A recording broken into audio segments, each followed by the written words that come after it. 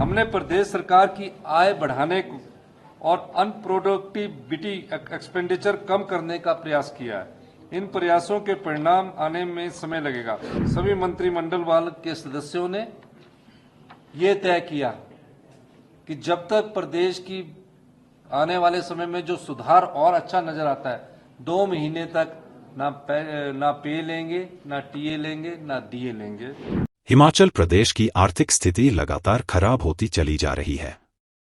विधानसभा के मानसून सत्र के दौरान सीएम सुखविंदर सिंह सुक्खू ने सदन में एक महत्वपूर्ण वक्तव्य दिया। इस वक्तव्य में सीएम सुक्खू ने कहा कि राज्य की आर्थिक स्थिति बेहद खराब है। राज्य का राजकोषीय घाटा लगातार बढ़ रहा है।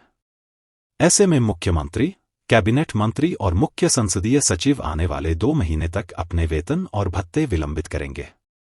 मुख्यमंत्री सुखविंदर सिंह सुक्खू ने सदन के अन्य सदस्यों से भी ऐसा करने का आग्रह किया है। सीएम सुक्खू ने सदन में कहा, प्रदेश की वित्तीय स्थिति ठीक नहीं है। इसके कई कारण हैं। रिवेन्यू डेफिसिट ग्रांट, जो वर्ष 2023 से 24 में 8,058 करोड़ रुपए थी, वह इस वर्ष 1,800 करोड़ रुपए कम होकर 6,258 करोड़ रुपए हो गई है।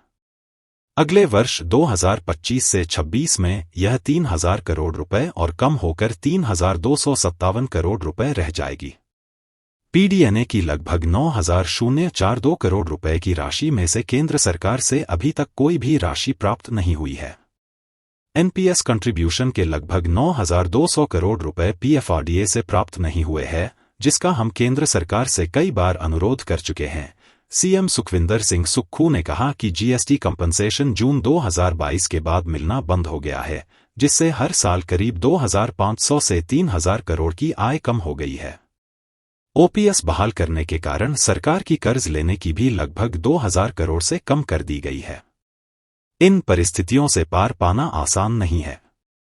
हिमाचल प्रदेश सरकार की आय बढ़ाने और अनुत्पादक व्यय, अनप्रोडक्टिव एक्सपेंडिचर, कम करने का प्रयास किया है। इन प्रयासों के परिणाम आने में समय लगेगा। बता दें कि कुछ दिन पहले सीएम के मुख्य सलाहकार गोकुल बुटेल ने भी साल के अंत तक सैलरी न लेने का ऐलान किया था।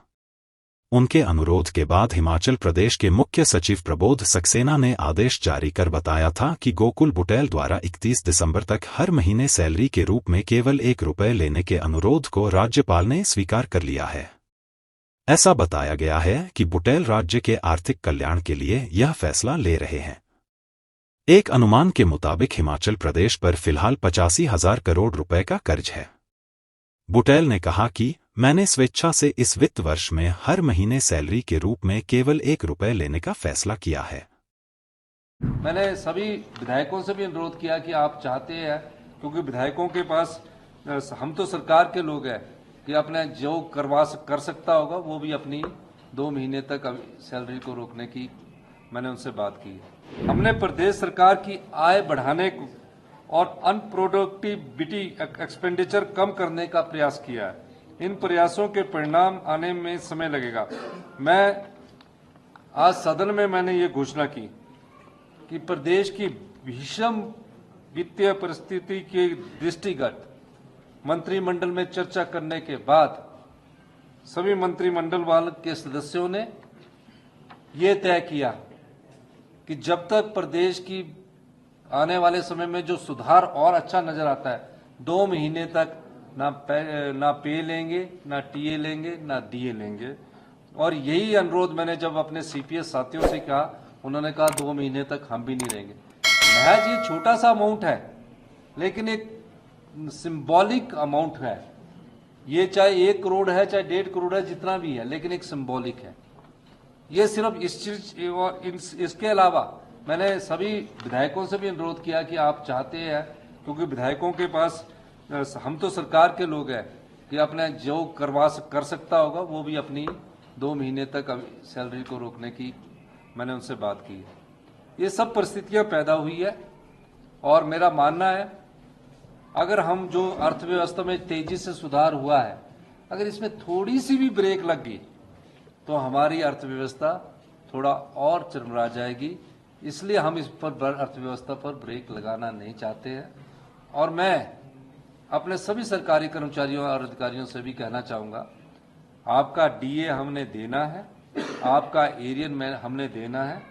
ये सब चीज़ें साथ साथ चलती है और जल्दी ही हम, जैसे ही हमारी स्थिति में सुधार हो रहा है, अर्थव्यवस्था में बहुत तेजी से सुधार हो रहा है, कभी एक महीने ट्रेजरी कम होती है, एक महीने ज़्यादा आती है, और इस सुधार में हम बढ़ रहे हैं। चाहे ट्रांसपोर्ट सेक्टर में सुधार हो रहा है, चाहे बिजली सेक्टर में सुधार हो रहा है। अभी पिछले कल ही हमने बिजली सेक्टर में सुधार के लिए जो होटल को 1 रुपया सब्सिडी सरकार की तरफ से दी जाती थी, यानी कि सरकार होटलों को भी सब्सिडी देती है, बड़े बड़े होटलों को भी सब्सिडी देती है। अब जो 5 स्टार होटल है उनको भी हमें 1 रुपया सब्सिडी देते हैं। मैंने पिछले कल ही उस सब्सिडी को बंद करने का ऐलान कर दिया है कि किसी को भी सब्सिडी नहीं दी जाएगी कमर्शियल में। और जो गरीब आदमी है 125, उस पर हमने अभी डोमेस्टिक पर फैसला नहीं किया है, ये स्टेज 1 का फैसला है। स्टेज 2 में और कौन कौन से सेक्टर है उस पर हमारी सरकार फैसला करेगी। इस दृष्टि से आज हमने ये ऐलान किया है।